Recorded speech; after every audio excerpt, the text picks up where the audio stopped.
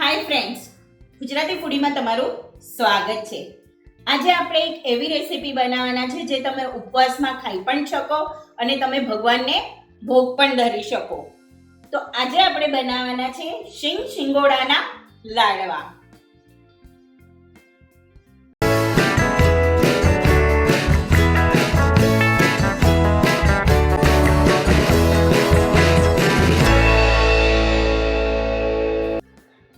એના માટે આપણને જોઈશે અહીંયા 1 ચમચી ઘી લઈએ છે।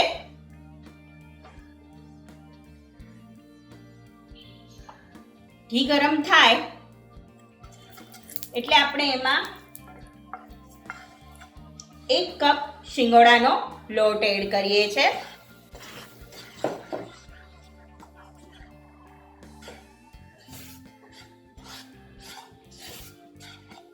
મીડિયમ ફ્લેમ પર આ લોટને શેકી લેવાનો છે।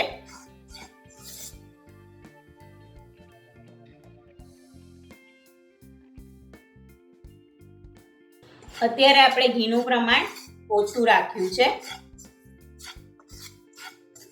કારણ કે જો બહુ ઘી હશે તો લાડવા ઢીલા થઈ જશે।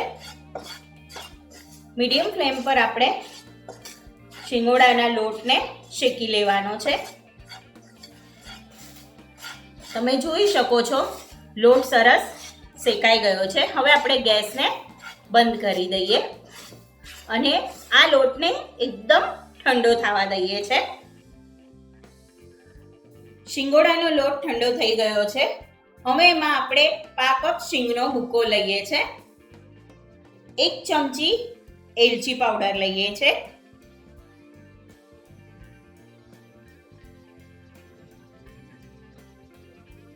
2 ચમચી મેલ્ટેડ ઘી લઈએ છે। અત્યારે આપણે 2 ચમચી લઈએ છે, પછી જ્યારે મિક્સ કરશું અને ત્યારે આપણને એમ લાગશે કે ઘી ઓછું લાગે છે તો આપણે ફરી એડ કરશું।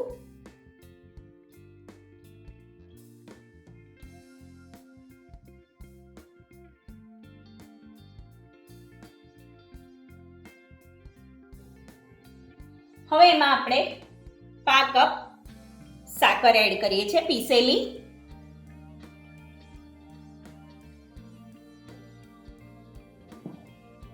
અને એને મિક્સ કરી લઈએ।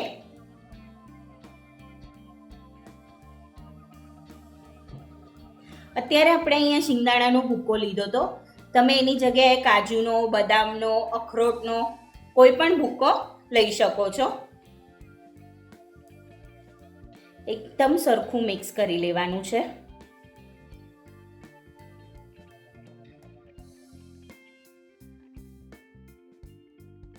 હવે આપણે હાથેથી જોઈ લઈએ કે લાડવા વળે છે કે નહીં।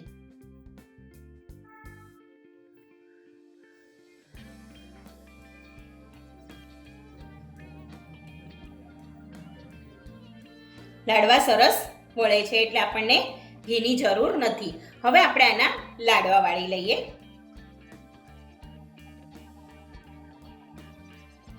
લાડવાની સાઈઝ તમારે જેવી કરવી હોય એવી તમે કરી શકો છો, નાની મોટી આવી રીતે લાડવા વાળી લેવાના છે। શિંગોડાના લાડવાને સર્વ કરીએ।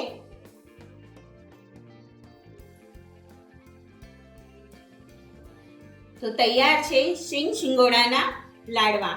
મળીએ નવી રેસીપી સાથે, ત્યાં સુધી સ્વસ્થ રહો, મસ્ત રહો અને ખાતા રહો। Thank you.